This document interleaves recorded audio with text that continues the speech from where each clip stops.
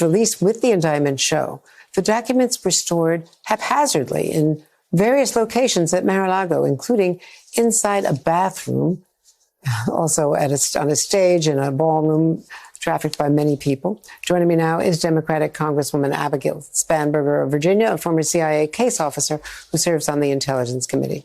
Congresswoman, welcome. You worked in the CIA. What was your first reaction just when you saw the pictures, the ballroom stage where people were coming and going, the bathroom, the shower, the documents that were spread over the floor at one point? We can show you a series of pictures here. These all from the indictment. And in the indictment, Donald Trump discussing Iran war plans. How dangerous is all of this to national security and to the way our allies view us, especially those in the Five Eyes group, the five closest allies who share very, very sensitive intelligence?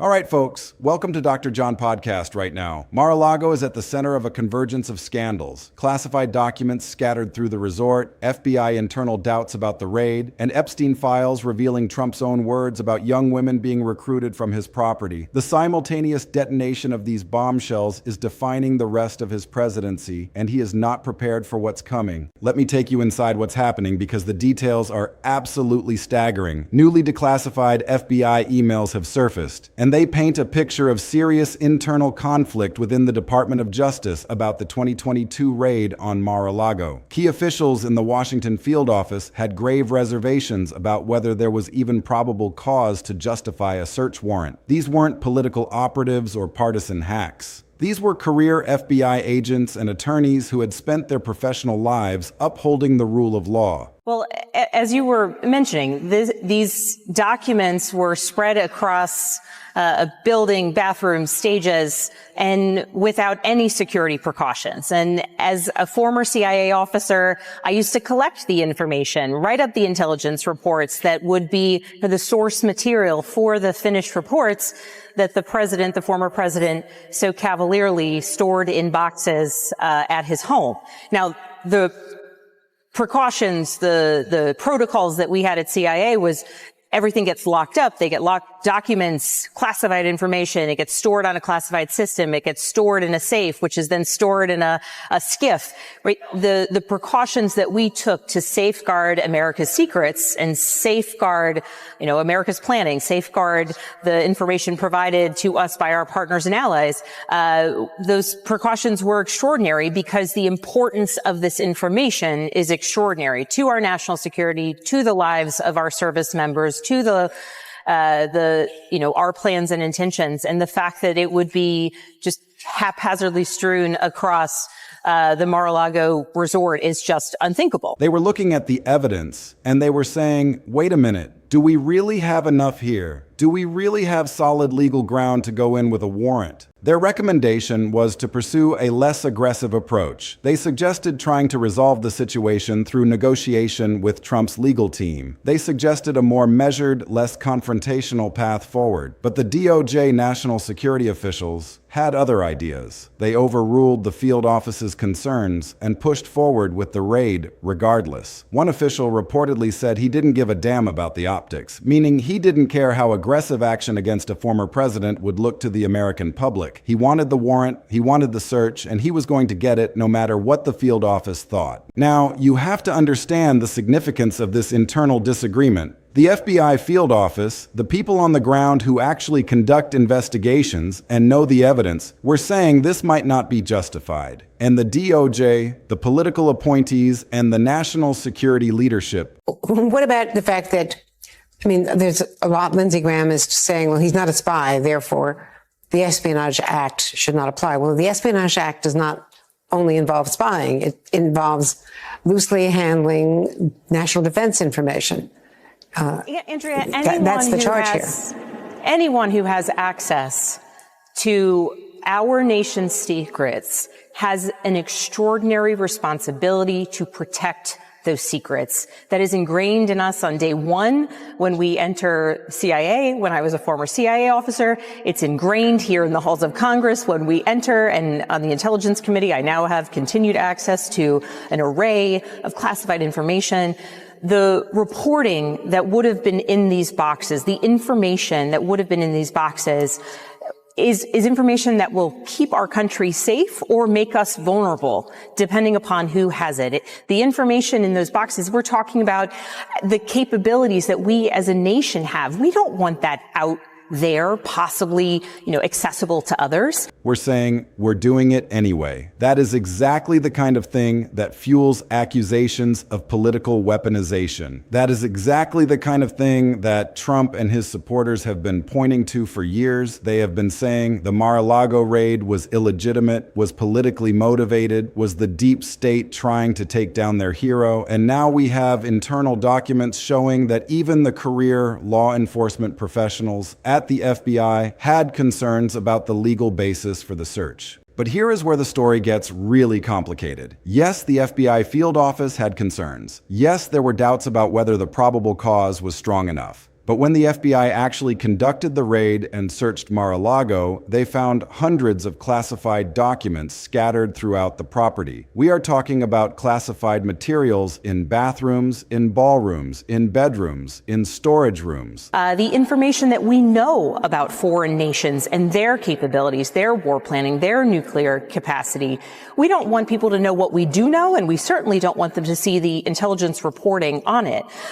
It is vitally important that anyone with the responsibility of access to classified information do everything required of us by law and by duty to keep that information safe. And as outlined in this indictment, the former president of the United States did not do that.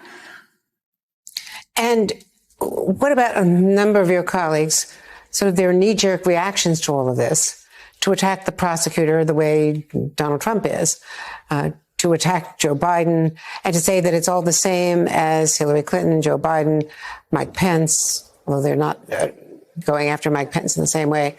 I mean, the difference here is that these 31 specific counts, these were not properly secured. These were not in locked safes or protected facilities. These were just sitting around in a resort where members and guests had access. Documents that were supposed to be protected at the highest levels of government were being treated like party favors at an exclusive club. This is the part that Trump and his supporters cannot explain away. Even if you believe the raid was politically motivated, even if you believe the DOJ had questionable motives, even if you believe the probable cause was weak, you cannot argue that the classified documents weren't there. You cannot argue that Trump didn't have them. You cannot argue that he was properly protecting the nation's secrets. The evidence was actually there, and it was overwhelming. Hundreds of documents covering a wide range of classified information were recovered from Mar-a-Lago. That is a factual reality that no amount of political spin can erase.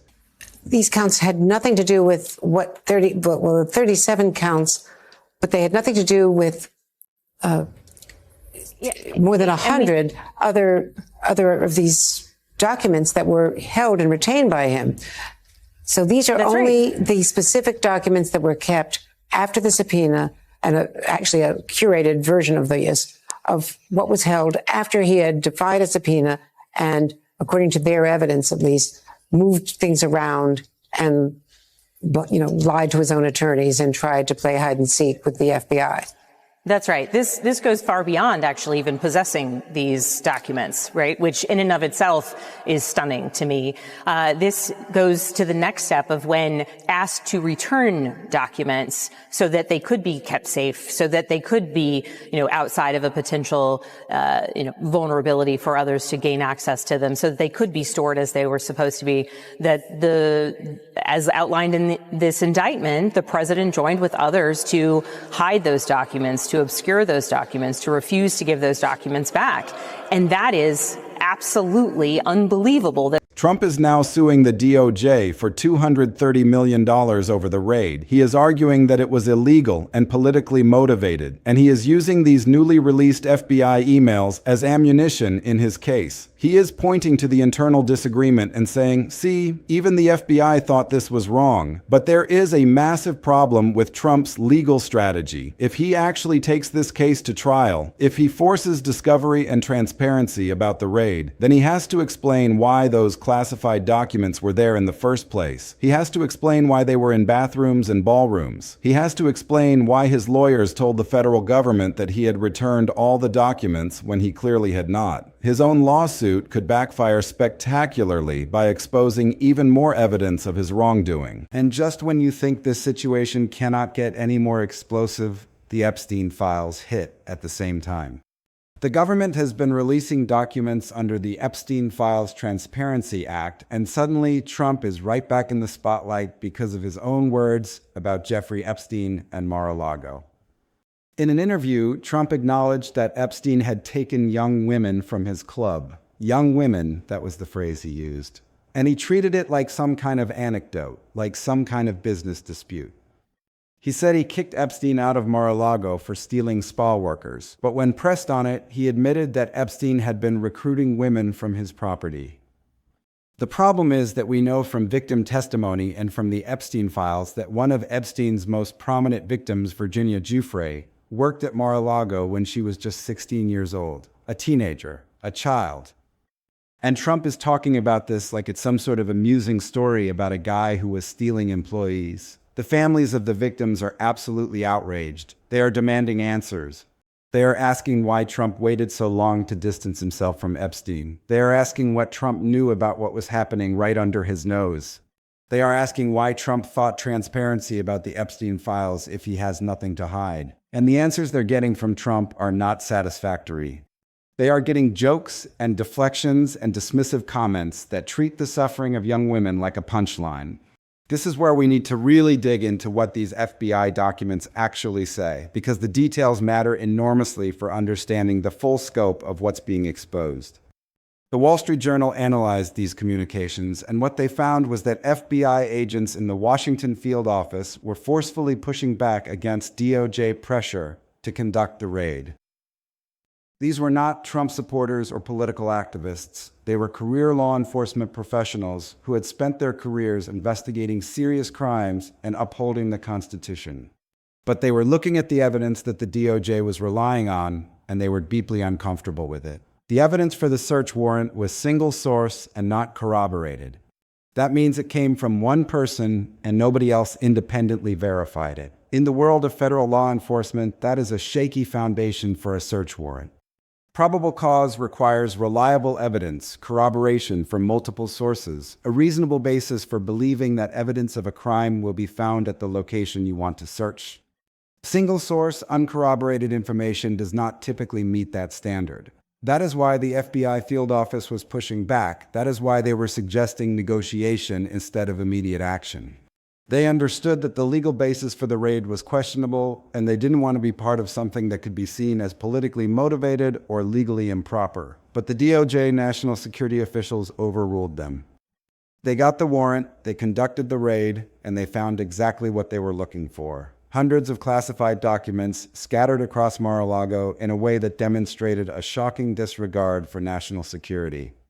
And now these internal communications are public, and Trump supporters are seizing on them as proof that the whole thing was a setup. They are saying, see, this proves the DOJ was weaponized against Trump.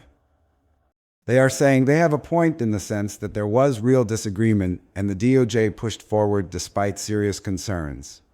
I look forward, one, full less, and not disguised, bait, full less, disguised, decised time. But the problem with that argument is that the raid actually found the evidence. The classified documents were actually there. Trump actually had them. And the way he was keeping them was actually illegal. That is not a matter of opinion. That is a matter of fact. You can argue about whether the DOJ should have obtained the warrant. You can argue about whether the probable cause was sufficient. But you cannot argue that Trump didn't have classified material that he was not authorized to have. That is simply undeniable based on what was recovered during the search. Now let's talk about the Epstein side of this scandal, because this is where the story gets genuinely dark and profoundly disturbing. The Epstein Files Transparency Act has been forcing the government to release documents related to Jeffrey Epstein's horrific crimes, his sex trafficking ring, and his connections to powerful people. And as those documents come out, Trump's name keeps appearing. That's not surprising because Trump and Epstein were both prominent figures in New York high society for decades. They knew each other, they ran in similar circles. They had overlapping social networks and business connections. And according to Trump's own statements, Epstein was recruiting young women from Trump's Mar-a-Lago resort. Trump said he kicked Epstein out of the club for stealing spa workers. Stealing, that is the word he used. Not recruiting, not trafficking, not exploiting, stealing. He treated the sexual exploitation of teenage girls as if it were a property crime. As if Epstein had taken something that belonged to Trump, rather than having committed unspeakable acts against young women. And then he acknowledged that Epstein had taken young women from his club. Young women. Not spa workers, not employees, not adults. Young women. And we know from victim testimony that Virginia Giuffre was 16 years old when she worked at Mar-a-Lago and was recruited by Epstein. Think about the implications of that. A 16-year-old girl was working at Trump's resort. Epstein had access to her through his relationship with Trump. Epstein was able to recruit her, groom her, and eventually traffic her. And Trump's response, his explanation, his excuse, is that he kicked Epstein out for stealing. Not for abusing children, not for trafficking teenagers, for stealing. That reveals a mindset that is frankly difficult to comprehend. It reveals a complete lack of concern for the victims, a complete failure to understand the gravity of what was happening, and a troubling willingness to minimize the suffering of young women who were exploited on his property. The families of the victims are absolutely furious about Trump's comments. They have gone public with their outrage, demanding answers and accountability. They are asking why Trump waited until Epstein was convicted and disgraced before distancing himself from him. They are asking what Trump knew about Epstein's activities and when he knew it.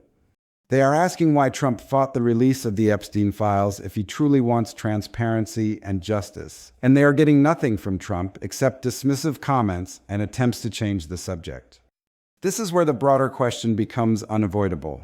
What did Trump know about Epstein's activities? And if he knew what was happening, why didn't he do something about it? If young women were being recruited from his property, if Epstein was using Trump's resort as a hunting ground for victims, then Trump had an obligation to report that to law enforcement. That is not optional. That is not something you can just overlook or ignore. If you know that someone is sexually exploiting minors on your property, you have a legal and moral duty to stop it and to report it to the authorities. And if Trump didn't do that, if he just kicked Epstein out and moved on without reporting what was happening, then he bears significant responsibility for what happened to those young women. That is a serious accusation, and it is one that Trump's own statements and the Epstein files are starting to support. Trump promised he would expose the Epstein connection. He said he would release the files. He said he would reveal everything about Epstein and the powerful people connected to him. He positioned himself as the outsider who was going to shine a light on elite corruption and bring the abusers to justice.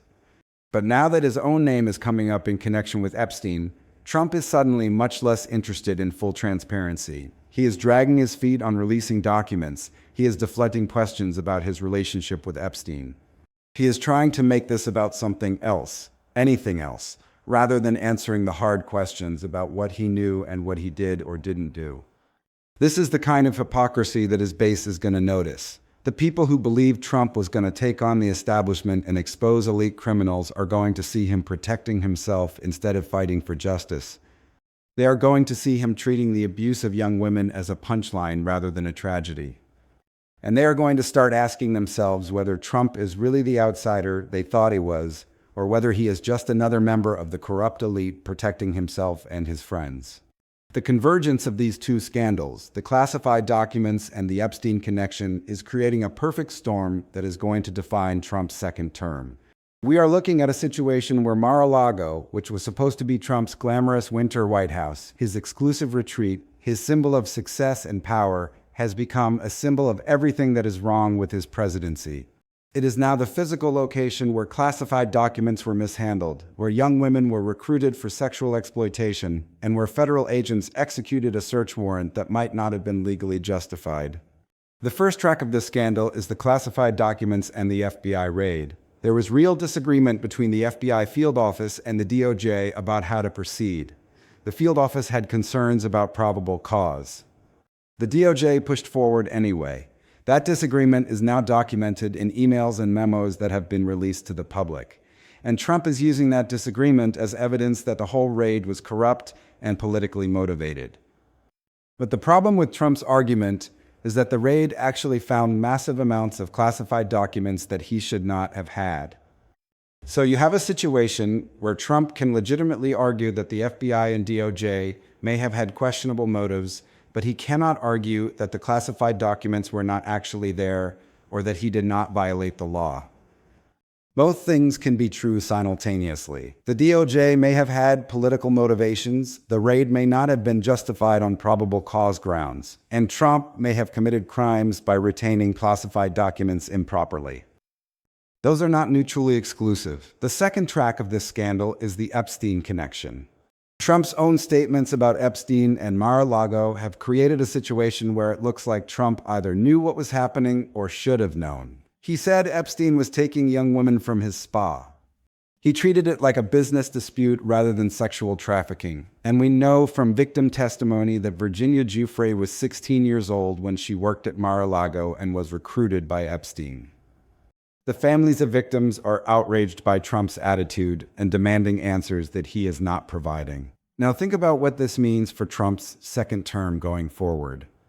First, he is going to face continued legal exposure over the classified documents. The DOJ could reopen the case when he leaves office. The case could proceed in the criminal justice system. Trump could face conviction and prison time. That is a realistic scenario based on what was found at Mar-a-Lago. Second, he is going to face continued pressure over the Epstein connection. Victims' advocates are not going to let us go. Congress is going to ask questions. The media is going to keep investigating. And every time Trump says something insensitive or evasive, it is going to blow up in his face. Third, Trump is going to face political consequences. His opponents are going to use Mar-a-Lago in campaign ads. They are going to say Trump mishandled classified information. They are going to say Trump was connected to Epstein and his crimes. They are going to say Trump was not trustworthy with national security. That messaging is powerful because it is factually grounded. It is based on actual evidence, not just political attacks. Fourth, Trump's credibility is going to take a hit. If he is being evasive or dishonest about the Epstein connection, if he is fighting transparency about the documents, if he is claiming the raid was politically motivated when the evidence is clear that he had classified materials, then people are going to stop believing what he says about anything. And here's the thing that really matters. These scandals feed into the broader narrative that Trump's second term is under siege. You have Congress trying to impeach him. You have courts blocking his policies. You have federal judges calling him out for lying. You have a federal prosecutor saying he had proof beyond a reasonable doubt that Trump committed crimes. And now you have Mar-a-Lago at the center of multiple scandals involving classified documents and Epstein. That is a lot of pressure all at once. That is the kind of situation that can overwhelm a presidency and make people wonder if Trump can even survive his second term.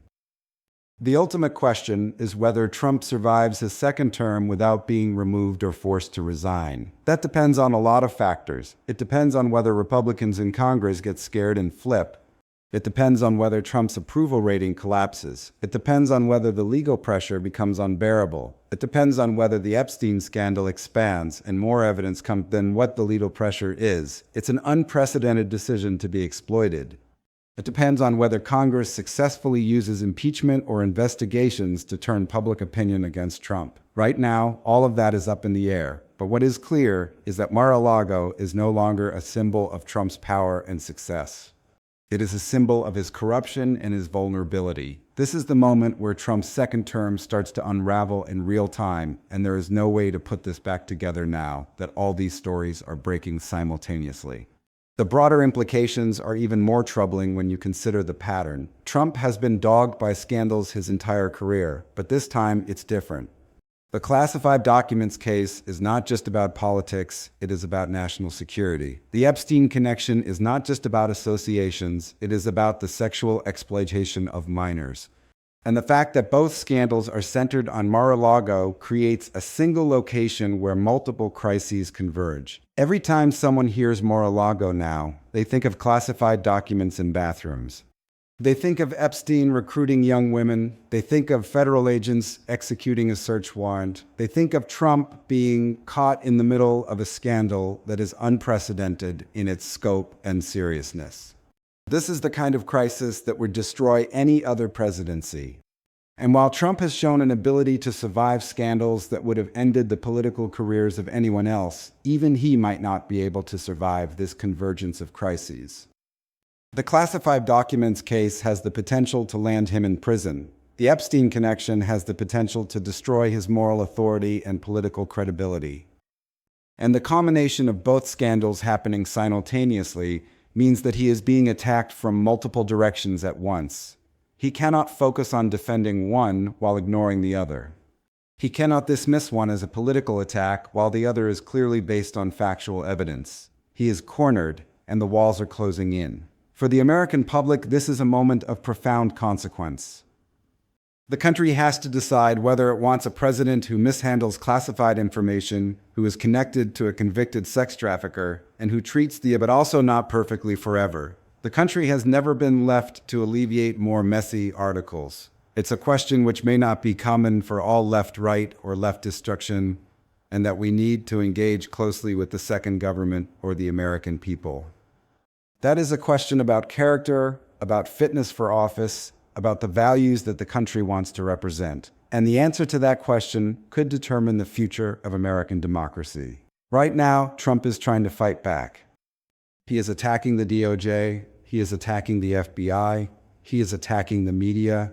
He is trying to shift the narrative and make himself the victim. But the evidence is overwhelming, and the public is starting to see through the distractions.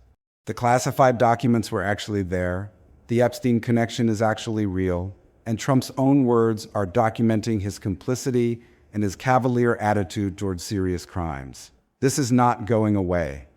This is not something that can be spun or ignored. This is a crisis that is going to define Trump's legacy and determine the future of his presidency.